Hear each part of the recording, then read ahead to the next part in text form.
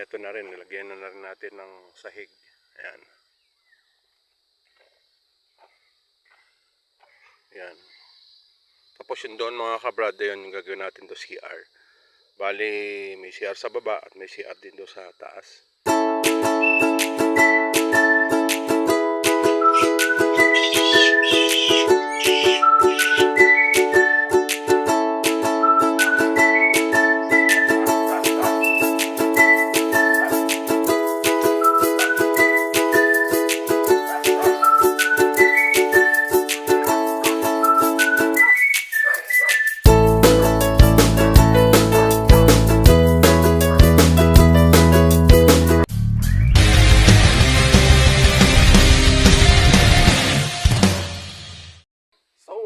Po mga kabrad, andito na naman po tayo sa ating mini farm mga kabrad, at napakagandang hapon. Pagkagaling lang po natin sa ating trabaho, diretso na naman tayo dito.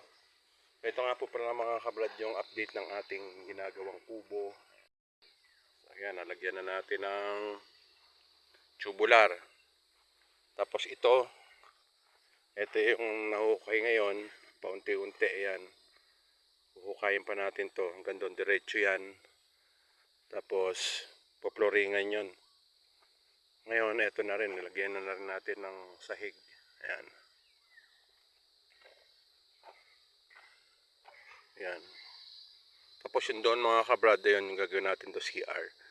Bali, may CR sa baba at may CR din doon sa taas. To. Kubo to mga kabrad. Kaya ano lang, kumbaga ginamitan lang natin ng mga tubular para pangmatagalan talaga.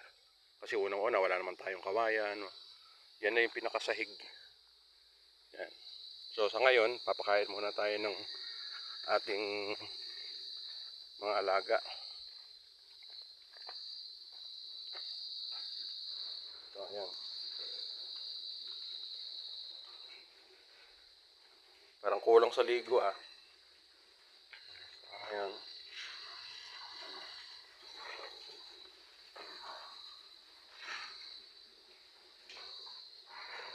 Ito kasi mga kabrad, wala pa tayong kulungan, baka temporary. Kasi baka gamitin ito ni Kalolong to. Baka doon muna natin ilagay doon sa temporary doon. Hanggang sa mabenta na. Kasi kung gagawa pa tayo ng kulungan doon, medyo mag-aalanganin tayo. Unang-una sa budget. At doon naman, doon sa kabila, iayos na lang natin yung bubong noon. Para kung sa mga susunod natin pag-aalaga ng puti, doon na tayo mag-aalaga. So ngayon, dito muna sila.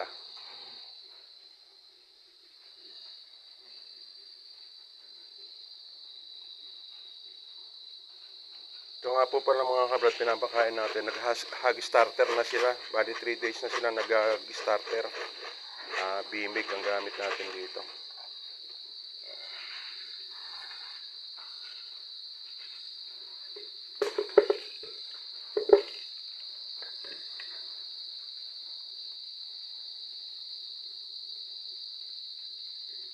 Itong mga ganitong edad, papataas na yung ano nila. Palakas ng palakas sa pagkain. Ang nakita nyo naman po yung mga katawan nila. Oh. Mamaya bago tayo umuwi, dadaan muna tayo dun sa ating mga native. So yun mga kabrad, ito na nga pala yung ating sa kubo. Ayan. Medyo konting tsaga-tsaga na lang din. Ito pa unti-unti matatapos din yan. Tapos daan muna tayo dito sa ating mga alaga.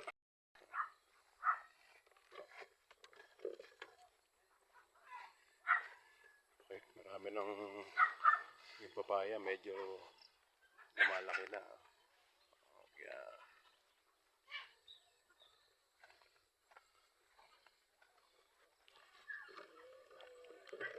tingnan natin yung ating isang buntis ditong inahin. Kakakain lang nila, kapapakain pa lang ni Joel. Ito yung ating isang buntis inahin. Siguro 1 buwan pa to. Ayan, laki na ng tiyan niya.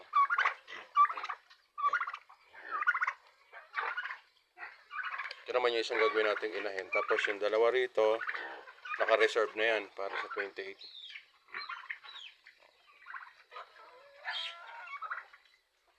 Pero ang gagawin natin, ito, meron na to. Naka-reserve na pala. Bali, 3 na pala yung naka-reserve dyan. Pagka naubos na to, ililipat naman natin yung nandun. Tara, puntahan muna natin. Daan. Papakain parang ni Joel.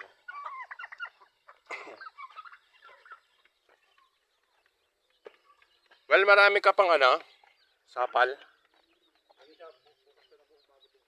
Pero meron, wala ka na ron. Okay. Sige, mga hanggang Sabado, kaya na. Linggo. Ayan. Oo nga eh. Oo. Ito mga kablad, kasi medyo hapon na. Nasa mga 5:30 o magsi-6 na yata. Medyo madilim na rito.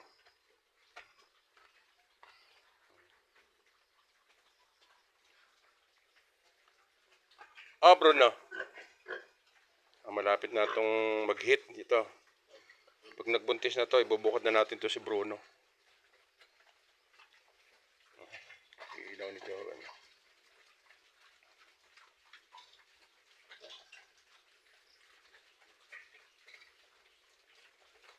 So dito mga kablad, medyo ayan, maliwanag pa ng konti.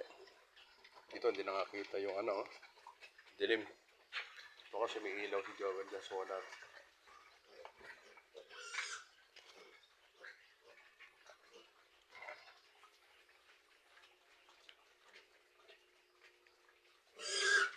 So siguro mga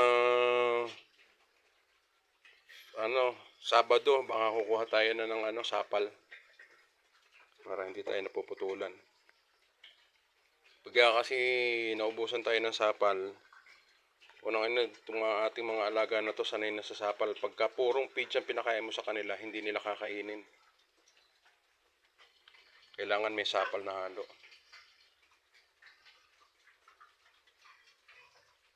Well,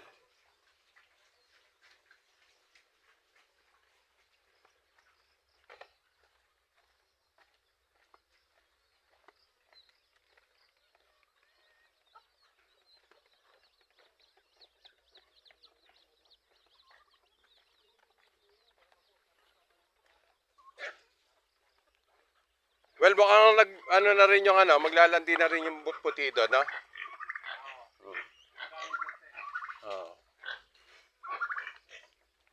Ang kailangan ng Joel yung sako.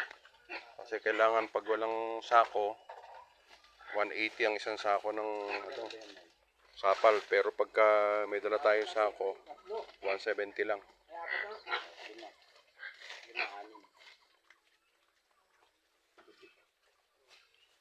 Well, yung pa palang insulation na yan, maganda yung na yan. Oo, magagamit natin yan. Kung ilalagay dito sa bahay, baka mariripaso lang yan. Yan na, Moy. Sakto pala, sakto, bili lang eh.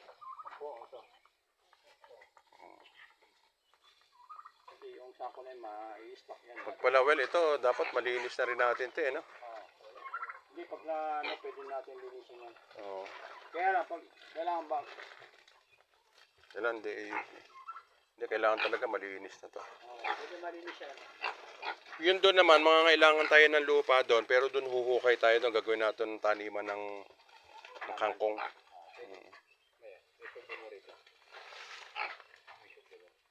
Sasakay mo na, Moy? Oo, sakay mo na para tatawagan ko si Tomboy pag Well, medyo gumaganda na ang katawan ni Brown, Pagka yung naglandi na siya, sabihan mo AI natin,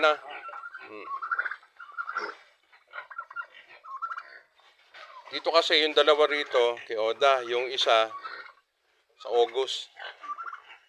Ano ba yung wala dyan? Isang maliit, isang malaki? Yung malaki, itong malaki, tsaka yung maliit. Ito, yung maliit na yun. Yung maliit. Ano yung titira mo dyan? Ito lang, gagawin natin inahin yan. Hindi, yung ititira mo dyan na kukunin mo sa uli. Paano kukunin sa uli? Hindi, dalawa kayo. Ayan, mga ayun, ito na siguro. Yung, Wala naman tayong ibang ano. ang ihuli mo, yung puti ang ulo. Oo. Yung kay Oda, tsaka yung isang maliit. Oo. Kasi ano eh, okay lang naman dahil yung pinalitsyon natin nung nakaraan, oversize na sa hinihingi nilang ano, sabi ko, yes, okay lang kasi wala naman tayo ibang pagkukunan eh. Laki lang ayun. Oo, malaki na yun, hindi na sila talo doon. Nasa ano na yun, yung pinalitsyon natin na yun, nasa pa 30 na. No? Ito nga, baka nasa mga 28, mga ganun to, 26 eh, no? Ang sinakyan mo natin si ano, alag niya ni Alan, Anak ni Ana. yung nagkatao, Alan, Si ano, si Roy, Roy. So ito naman, well, malapit-lapit na rin to. Siguro mga isang buwan pa to. Yan. Ito, marami-rami itong mag-anak to dahil... makapalag doon sa tricycle niya. Kaya mga kabrad, hapon na naman, kasama ko na naman ang aking mga mahal na bayaw. Kikinis ng ulo. Pareho. Uwi na rin kami. Ito yung mga katuwang ko rito sa ating mini farm. Kaya mga kabrad, muli, maraming salamat sa ating lahat. God bless po.